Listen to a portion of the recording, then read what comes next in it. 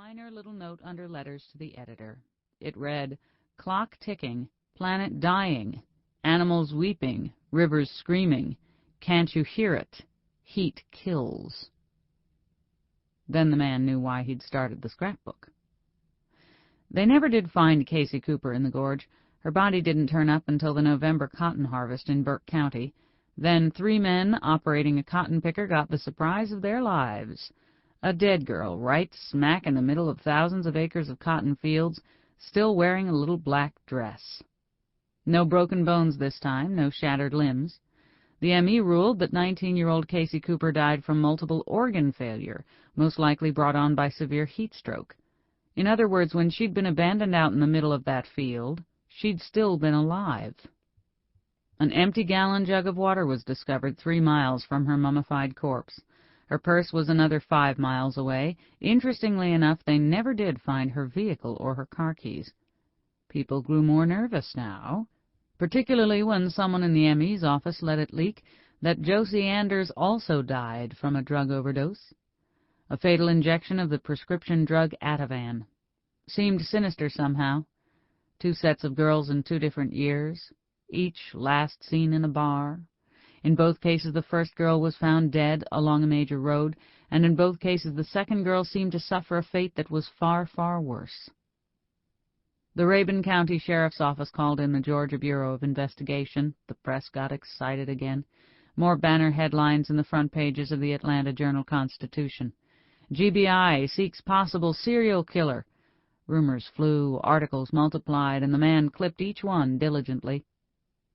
He had a cold feeling growing in his chest now, and he started to tremble each time the phone rang. The GBI, however, was not nearly so sensational about the case. Investigation ongoing, a spokesperson for the state police declared, and that's all the GBI would say, until the summer of 2000 and the very first heat wave.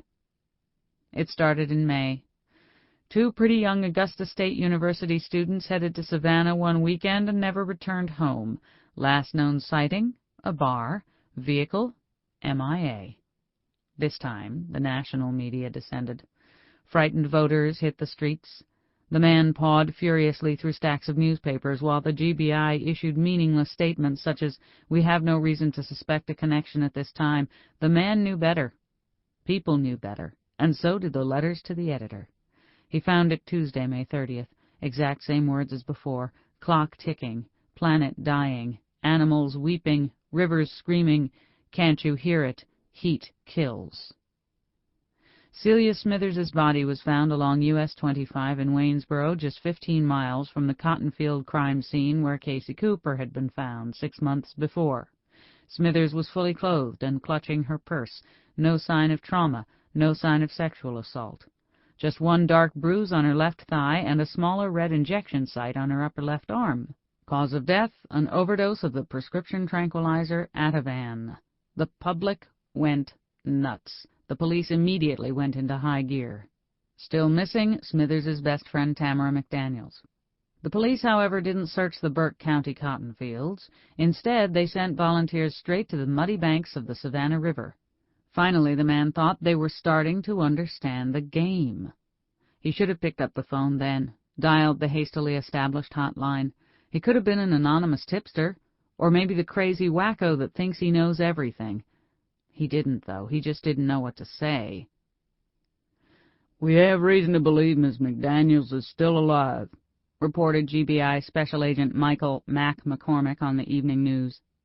"We believe our suspect kidnaps the women in pairs, killing the first woman immediately, but abandoning the second in a remote location. In this case, we have reason to believe he has selected a portion of the Savannah River. We are now assembling over 500 volunteers to search the river. It is our goal to bring Tamara home safe." Then Special Agent McCormick made a startling revelation. He had also been reading the letters to the editor. He now made an appeal to speak to the author of the notes. The police were eager to listen. The police were eager to help. By the 11 o'clock news, search and rescue teams had descended upon the Savannah River, and the suspect finally had a name. The Eco-Killer, Fox News dubbed him. A crazed lunatic who no doubt thought that killing women really would save the planet. Jack the Ripper he ain't. The man wanted to yell at them. He wanted to scream that they knew nothing. But of course, what could he say? He watched the news. He obsessively clipped articles. He attended a candlelight vigil organized by the frantic parents of poor Tamara McDaniels, last seen in a tight black skirt and platform heels. No body this time. The Savannah River rarely gives up what she has taken, but 2000 hadn't ended yet. July. Temperatures soared above 100 degrees in the shade, and two sisters, Mary Lynn and Nora Ray Watts, met up with friends at TGI Fridays for late-night Sundays to beat the heat. The two girls disappeared somewhere along the dark, winding road leading home. Mary Lynn was found 2 days later alongside US 301 near the Savannah River. The temperature that day was 103 degrees. Heat index was 118. Her body contained a faintly striped brown shell crammed down her throat. Bits of grass and mud were streaked across her legs. The police tried to bury these details as they'd buried so many others. Once again, an Emmy's office insider ratted them out. For the first time, the public learned what the police had known, what the man had suspected for the past 12 months. Why the first girl was always left, easy to discover next to a major road. Why her death came so quickly. Why the man needed two girls at all. Because the first girl was merely a prop, a disposable tool necessary for the game. She was the map. Interpret the clues correctly, and maybe you could find the second girl still alive, if you moved quickly enough, if you beat the heat. The task force descended, the press corps descended, and Special Agent McCormick went on the news to announce that given the presence of sea salt, cord grass, and the marsh periwinkle snail found on Mary Lynn's body, he was authorizing an all-out search of Georgia's 378,000 acres of salt marshes. "But which part, you idiots?" the man scribbled in his scrapbook. "You should know him better than that by now. Clock is ticking." "We have reason to believe that Nora Ray is still alive," Special Agent McCormick announced, as he had announced once before, "and we're going to bring her home to her family." "Don't make promises you can't keep," the man wrote. But finally he was wrong. The last article in an overstuffed scrapbook, July 27, 2000. Nora Ray Watts is pulled half-naked from the sucking depths of a Georgia salt marsh. The eco-killer's 8th victim, she'd survived 56 hours in 100-degree heat, burning sun, and parching salt by chewing cordgrass and coating herself in protective mud. Now, a newspaper photo shows her exuberantly, vibrantly, triumphantly alive as the Coast Guard chopper lifts her up into the blue, blue sky. The police have finally learned the game. They have finally won. Last page of the scrapbook now. No news articles, no photos, no evening news transcripts. In the last page of the scrapbook, the man wrote only 4 neatly printed words. "What if I'm wrong?" Then he underlined them. The year 2000 finally ended. Nora Ray Watts lived, and the eco-killer never struck again. Summers came, summers went. Heat waves rolled through Georgia and lambasted the good residents with spiking temperatures and prickling fear, and nothing happened. 3 years later, the Atlanta Journal-Constitution ran a retrospective. They interviewed Special Agent McCormick about the 7 unsolved homicides, the 3 summers of crippling fear. He simply said, "Our investigation is ongoing."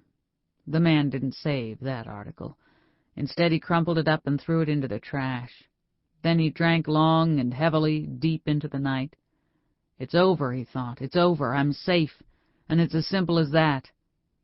But he already knew in his heart that he was wrong. For some things it's never a matter of if, but only a matter of when. Chapter 1. Quantico, Virginia, 3:59 p.m., temperature 95 degrees. God, it's hot. Cacti couldn't take this kind of heat. Desert rock couldn't take this kind of heat. I'm telling you, this is what happened right before dinosaurs disappeared from the earth. No response. "You really think orange is my color?" The driver tried again. "Really is a strong word." "Well, not everyone can make a statement in purple plaid." "True." "Man, oh man, is this heat killing me!" The driver, new agent Alyssa Sampson, had had enough. She tugged futilely on her 1970s polyester suit.